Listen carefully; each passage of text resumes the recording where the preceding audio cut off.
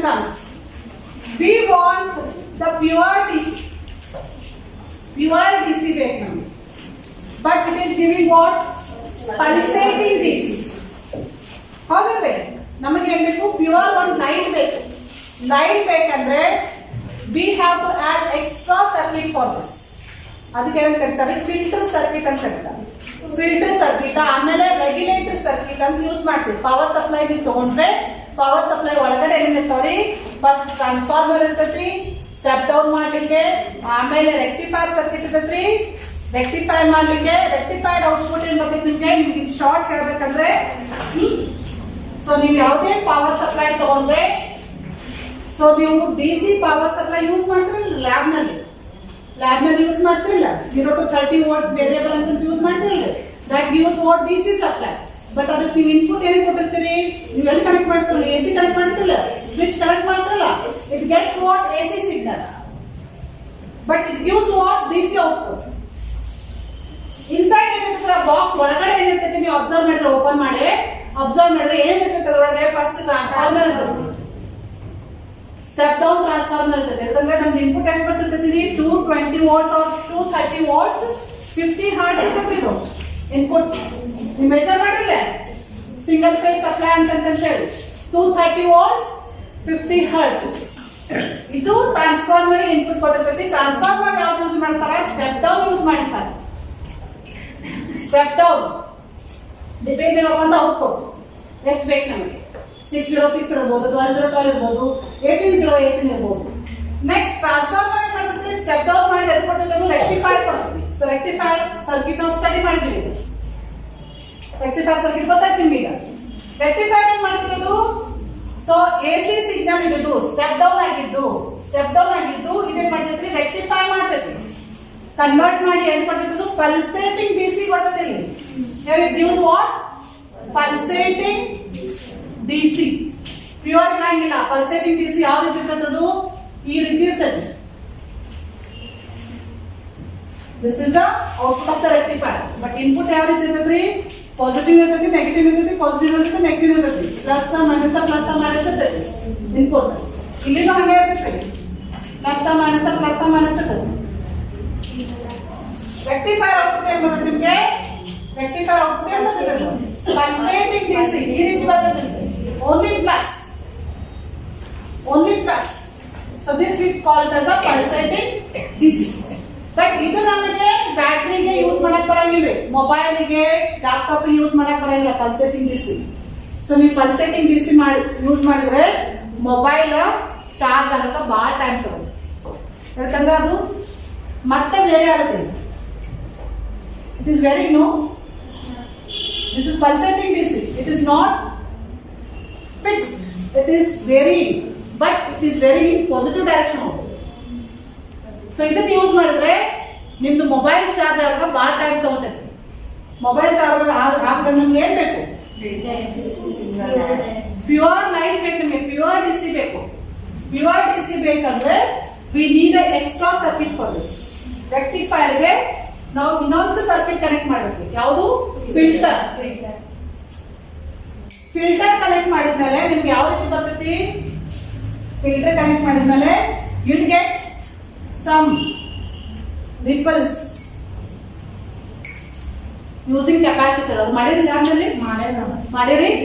So filter connect ಮಾಡಿದ್ರೆ, capacitor connect ಮಾಡಿದ್ರೆ you'll get small ripples. ಇನ್ನೂ ಆ ರಿಪಲ್ಸ್ ನಾವು ಹೋಗಿಸ್ಬೇಕಂದ್ರೆ, are you getting my point? So ಇದು ಪಲ್ಸೇಟಿಂಗ್ DC. ಇದು ನಾನು ಪ್ಯೂರ್ DC ಕನ್ವರ್ಟ್ ಮಾಡ್ಬೇಕಾದ್ರೆ ಫಿಲ್ಟರ್ ಯೂಸ್ ಮಾಡ್ತೇನೆ. ಫಿಲ್ಟರ್ ಏನಿರ್ತೈತಿ? ಕೆಪಾಸಿಟರ್ ಇರ್ತೈತಿ. ಕೆಪಾಸಿಟರ್ ಯೂಸ್ ಮಾಡಿದ್ರೆ ನಿಮ್ಗೆ ಏನ್ ಬರ್ತೈತಿ? ಇದಕ್ಕೆ ಚಾರ್ಜಿಂಗ್ ಡಿಸ್ಚಾರ್ಜಿಂಗ್ ಆಗಿ you will getting a small ripples here. Small ripples are also not desirable. ನಮಗೆ ಪ್ಯೂರ್ ಲೈನ್ ಬೇಕು. ಸೊ ಪ್ಯೂರ್ ಲೈನ್ ಬೇಕಂದ್ರೆ ಇವು ರಿಪಲ್ಸ್ ಮತ್ತೆ ಹೋಗಿಸ್ಬೇಕು. ನಾವು ರಿಪಲ್ಸ್ ಹೋಗಿಸ್ಬೇಕಂದ್ರೆ we should use a large capacitor. Filter ಯಾವ ರೀತಿ ಡಿಸೈನ್ ಮಾಡ್ತಾರೆ? It should give a pure DC. So large capacitor use ಮಾಡ್ತಾ ಹೋದ್ರೆ you get a pure line at the output. But pure line ಬಂದ್ರು ಇದು suppose plus 10 volt ಕೊಡಾಕಂತ ತಿಳ್ಕೊಳ್ಳಿ, fluctuating ಇರ್ತೈತೆ ಅದು. ಎಕ್ಸಾಕ್ಟ್ಲಿ 10 ವೋಲ್ಟ್ ಇರಂಗಿಲ್ಲ. 10.2 10.3 ಇರಬಹುದು ಅಥವಾ 9.8 9.9 ಇರಬಹುದು. ಫ್ಲಕ್ಚುಯೇಟ್ ಆಗ್ತಿರ್ತದೆ DC ಸಪ್ಲೈ. ಫ್ಲಕ್ಚುಯೇಷನ್, ಆ ಫ್ಲಕ್ಚುಯೇಷನ್ ಕಾನ್ಸ್ಟೆಂಟ್ ಮಾಡಬೇಕಲ್ಲ, ಫಿಕ್ಸ್ ಮಾಡಬೇಕಲ್ಲ, ಸ್ಟೇಬಲ್ ಮಾಡಬೇಕಲ್ಲ, ಅದಕ್ಕೆ ನಾವು ಏನು ಯೂಸ್ ಮಾಡ್ತೀವಿ? ರೆಗ್ಯುಲೇಟರ್ ಯೂಸ್ ಮಾಡ್ತೀವಿ. ನಿಮ್ಮ ಮನೆಯಲ್ಲಿ ನೋಡಿದ್ರಿ, ರೆಗ್ಯುಲೇಟರ್ ಯೂಸ್ ಮಾಡ್ತಾರ, ಸ್ಟೆಬಿಲೈಸರ್ ಯೂಸ್ ಮಾಡ್ತಾರ, ಟಿವಿಗೆ ಯೂಸ್ ಮಾಡ್ತಿರ್ತಾರೆ, ಫ್ರಿಡ್ಜಿಗೆ ಯೂಸ್ ಮಾಡ್ತಾರ. ಸ್ಟೆಬಿಲೈಸರ್ ಕೇಳಿದ್ರಿ? ಸ್ಟೆಬಿಲೈಸರ್ ಏನ್ ಮಾಡ್ತಿರ್ತಾರೆ? ಸ್ಟೆಬಿಲೈಸಸ್ ದ ವೋಲ್ಟೇಜ್, ಬೇರೆ ಆಗ್ಲಾರ್ದಂಗ ಸ್ಟೇಬಲ್ ಮಾಡ್ತಿರ್ತಾರೆ. So that is a regulator IC ಅಂತ ಆಮೇಲೆ ಕಲಿತೀವಿ. ನೀವು ಥರ್ಡ್ ಸೆಮಿಸ್ಟರ್ ಹೋದಾಗ, ಸೆಕೆಂಡ್ ಸೆಮಿಸ್ಟರ್ ಹೋದಾಗ ಎಲೆಕ್ಟ್ರಾನಿಕ್ಸ್ ನಲ್ಲಿ ಇದೆಲ್ಲ ಸೆಪರೇಟ್ ಆಗಿ ಕಲಿತೀವಿ, ಡಿಟೇಲ್ ಆಗಿ. ಇಲ್ಲಿ ಸ್ವಲ್ಪ ನಿಮಗೆ ಬೇಸಿಕ್ ಐಡಿಯಾ ಕೊಡತ್ತೆ ನಾವು ಏನೇನಿರುತ್ತೆ ಪವರ್ ಸಪ್ಲೈ ಅಂತ ತಿಳಿತಾ. ಸೊ ಫಿಲ್ಟರ್ ಏನ್ ಕೊಡ್ತೈತ್ರಿ? It gives the output pulsating only, but the ripples will be less. ಕಡಿಮೆ ಇರ್ತೈತ್ರಿ ರಿಪಲ್ಸ್, ಇದರಲ್ಲಿ ರಿಪಲ್ಸ್ ಜಾಸ್ತಿ ಇರ್ತೈತಿ, ಫಿಲ್ಟರ್ ಅಲ್ಲಿ ಕಡಿಮೆ ಇರ್ತೈತಿ, ಬಟ್ ಫ್ಲಕ್ಚುಯೇಟಿಂಗ್ ಇರ್ತೈತಿ ಔಟ್ಪುಟ್. ಆ ಫ್ಲಕ್ಚುಯೇಷನ್ ಸ್ಟೇಬಲ್ ಮಾಡ್ಲಿಕ್ಕೆ ನಾವು ಏನ್ ಯೂಸ್ ಮಾಡ್ತೀವಿ? What we use a regulator. Regulator output ಅಂದ್ರೆ fixed ಇರುತ್ತೆ, pure DC. Pure DC you are going to get here after the regulator. So this is DC signal. So here AC signal is converted through this procedure into pure DC supply. So ಈ ರೀತಿ ಒಳಗಡೆ conversion process ಆಗುತ್ತೆ step by step. So ನಿಮಗೆ ಹೊರಗಡೆ box ಕಾಣಿಸ್ತೈತಿ, DC regulated power supply box ಕಾಣಿಸ್ತೈತಿ, but ಒಳಗೆ ಏನಿರ್ತೈತಿ ಗೊತ್ತಾಯ್ತಾ? ಒಳಗೆ ಏನಿರ್ತೈತಿ? ಟ್ರಾನ್ಸ್ಫಾರ್ಮರ್ ಇರ್ತೈತಿ, ಸ್ಟೆಪ್ ಡೌನ್ ರೆಕ್ಟಿಫೈಯರ್ ಇರ್ತೈತಿ, which converts this AC into pulsating DC. But pulsating DC ನಾವು ಪ್ಯೂರ್ DC ಮಾಡಬೇಕು. ನೆಕ್ಸ್ಟ್ ಅದಕ್ಕೆ ಫಿಲ್ಟರ್ ಕೊಡ್ತೀವಿ. Filter output is what? Fluctuating ಇರ್ತದೆ, ಅದನ್ನ ನಾನು ರೆಗ್ಯುಲೇಟ್ ಮಾಡಬೇಕು. ಅದಕ್ಕೆ ಯೂಸ್ ಮಾಡ್ತೀರಿ? ರೆಗ್ಯುಲೇಟರ್ ಯೂಸ್ ಮಾಡ್ತೀವಿ. ರೆಗ್ಯುಲೇಟರ್ ಔಟ್ಪುಟ್ ಇರ್ತದೆ ಪ್ಯೂರ್ DC, ಪ್ಯೂರ್ ರೆಗ್ಯುಲೇಟೆಡ್. ಮತ್ತೆ ರೆಗ್ಯುಲೇಟೆಡ್ ಅಂದ್ರೆ ಏನು ಫ್ಲಕ್ಚುಯೇಷನ್ ಆಗಲ್ಲ, ಫಿಕ್ಸ್ಡ್ ಕೊಡೋದು. So this all are the basic building blocks of what? Regulated power supply. ಅದಕ್ಕೆ ನಾವು DC ರೆಗ್ಯುಲೇಟೆಡ್ ಪವರ್ ಸಪ್ಲೈ ಅಂತ ಹೆಸರು ಕೊಟ್ಟಿರೋದು. ಏನಂತ ಕರಿತೀವಿ ನಾವು? DC regulated power supply. RPS ಅಂತಂತ ನೀವು ಹೇಳ್ತೀರಿ, ಇದು ಶಾರ್ಟ್ ಆಗಿ. R is regulated, P is power supply. DC here, this is DC, DCC. Got the picture? Yes, ma'am. So in this DC regulated power supply, today what we learned? We learned rectifier. Next it requires what? Filter. So filter ಯಾವ ರೀತಿ use ಮಾಡ್ತಾರೆ ಅಂತ ಹೇಳಿ ನಿಮಗೆ next circuit ನಲ್ಲಿ ಹೇಳ್ತೀನಿ ನಾನು. Shall I take that? Yes. So circuit ನೋಡ್ಲೆ.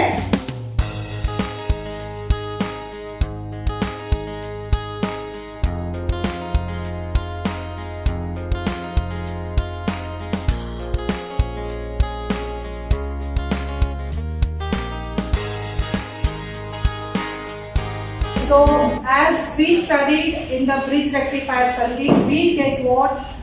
The AC signal converted into DC signal, but it was pulsating DC. But we want what? Pure DC at the output. So pulsating DC into pure DC convert madike, we require a separate circuit for that.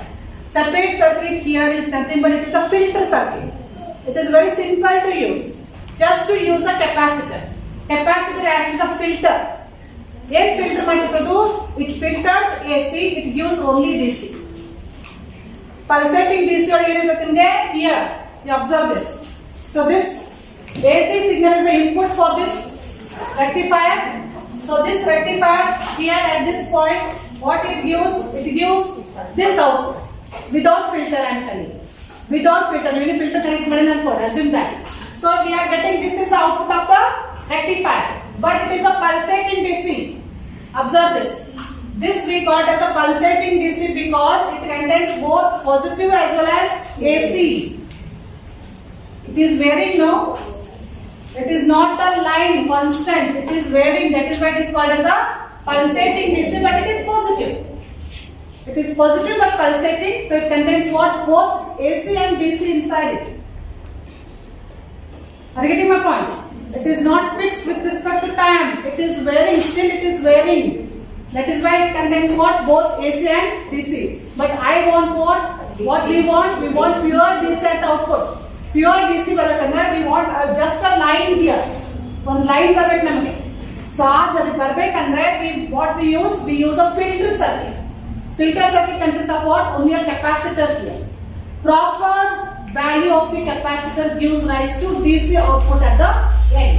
So capacitor use ಮಾಡಿದ್ರೆ ಹೇಗೆ work ಮಾಡುತ್ತೆ ನೋಡಿ. Are you getting this point? That the capacitor is used across this load resistor and output is taken at the load resistor.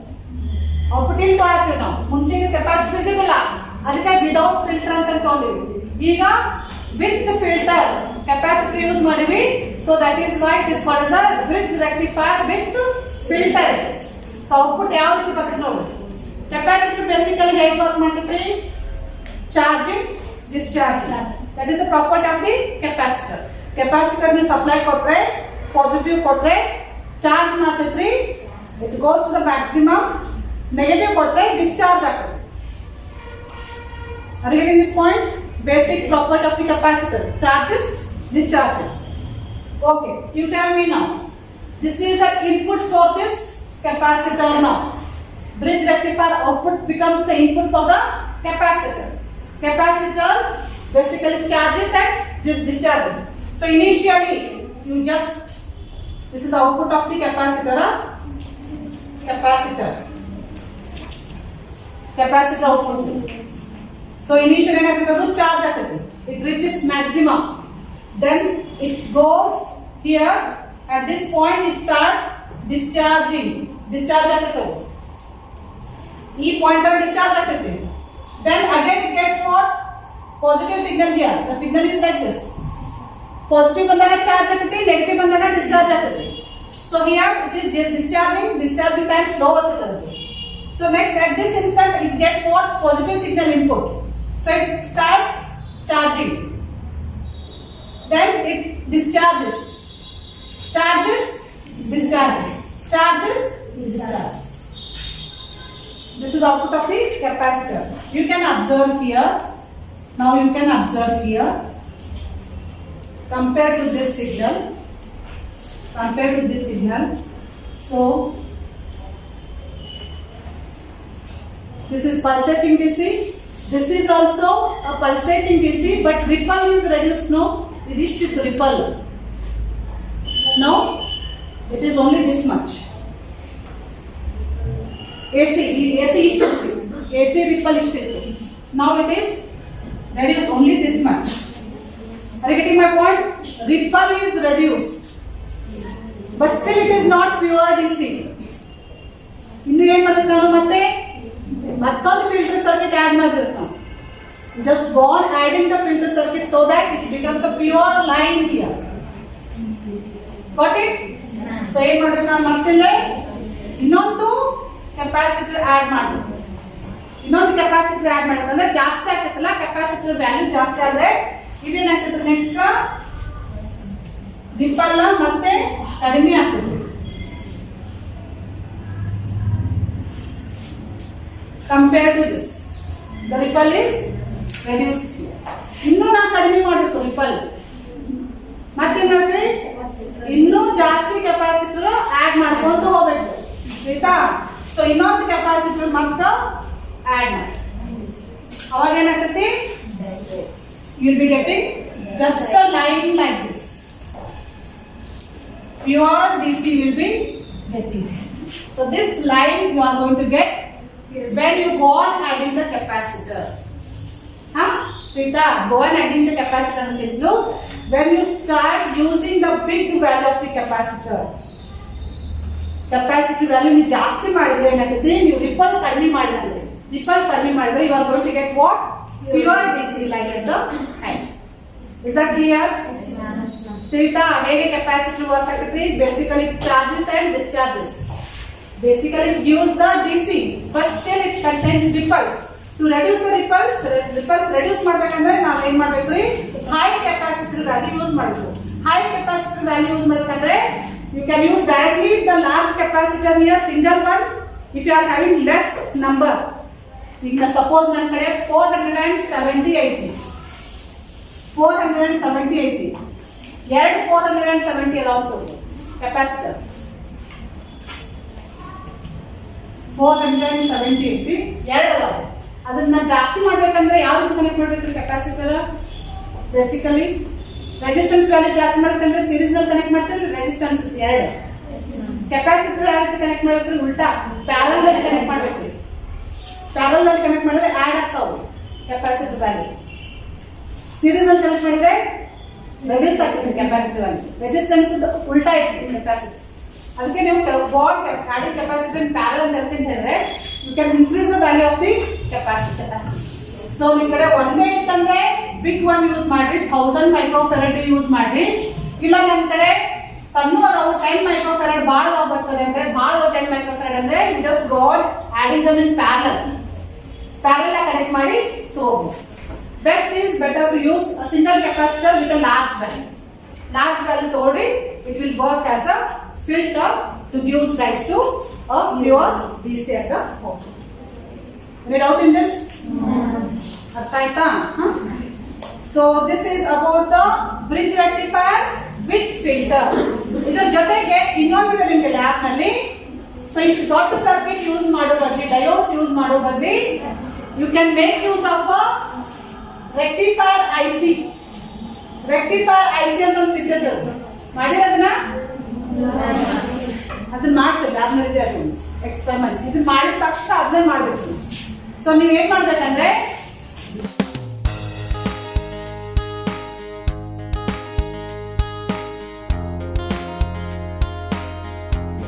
instead of connecting the diode, 4 diodes, you just have to connect one IC, rectifier IC ಅಂತ ಬರ್ತದೆ. It has 4 leads. ಅದನ್ನ use ಮಾಡಿದ್ರೆ it works similar to this. It reduces the circuit. Circuit ಸ್ವಲ್ಪ complexity reduce ಮಾಡ್ತೀವಿ. ಇದರಲ್ಲಿ ನೀವು 4 diode use ಮಾಡಬಹುದು. 4 diode ಬದಲಿ single 1 IC you can use. ಹೆಂಗೆ ನೀವು ಇಂಟಿಗ್ರೇಟೆಡ್ ಸರ್ಕ್ಯೂಟ್ ಅಂತಲ್ಲ, ಇಂಟಿಗ್ರೇಟೆಡ್ ಸರ್ಕ್ಯೂಟ್ ಅಲ್ಲಿ ಭಾಳ ಟ್ರಾನ್ಸಿಸ್ಟರ್ಸ್ ಇರ್ತಾವೆ. ನನಗೆ ಕಾಂಪ್ಲೆಕ್ಸ್ ಆಗುತ್ತೆ, ನೀವು ಟ್ರಾನ್ಸಿಸ್ಟರ್ ಕನೆಕ್ಟ್ ಮಾಡೋ ಬದಲಿ ಅದ್ರ ಬದಲಿ ಒಂದು ಸಿಂಗಲ್ IC ಕನೆಕ್ಟ್ ಮಾಡಿದ್ರೆ ಆಯ್ತು. ಹಾಗೆ ನೀವು 4 ಡಯೋಡ್ ಕನೆಕ್ಟ್ ಮಾಡೋ ಬದಲಿ ಒಂದು IC ಯೂಸ್ ಮಾಡಿ ನೀವು ಔಟ್ಪುಟ್ ತಗೋಬಹುದು. So that is the another experiment you are having, that is using rectifier IC ಅಂತಿದೆ. ಅದನ್ನ ನೀವು ಮಾಡ್ತೀರಿ ಲ್ಯಾಬ್ ನಲ್ಲಿ. ಇದನ್ನ ಮಾಡಿದ ತಕ್ಷಣ ಅದನ್ನು ಮಾಡಿ ಏನೇನ್ ಮಾಡ್ಬೇಕು ಎಕ್ಸ್ಪೆರಿಮೆಂಟ್ ಅಲ್ಲಿ?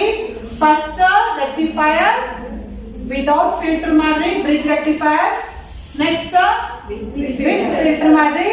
Next by using IC, rectifier IC. Rectifier IC ಏನಿಲ್ಲ, ತೆಗೆದು ಡಯೋಡ್ಸ್ ತೆಗೆದು ಐಸಿ ಕನೆಕ್ಟ್ ಮಾಡಬೇಕು. Other thing remains same. Only you have to remove this bridge rectifier, connect the IC there, that will give the same output. Got it? So any doubt in this? Is it not interesting topic? Interesting idea? Diode ಎಷ್ಟು ಚೆನ್ನಾಗಿ ಕೆಲಸ ಮಾಡ್ತಿತ್ತಲ್ಲ. Diode basic property ಏನು ಗೊತ್ತಾಯ್ತಾ? So property ಅಂದ್ರೆ it is unidirectional device. ಈ property ಎಲ್ಲಿ help ಆಗ್ತದೆ? ಎಲ್ಲಿ ಹೆಲ್ಪ್ ಆಗ್ತದೆ? Rectifier will help us to convert AC to DC. Okay, so shall we stop now? Thank you.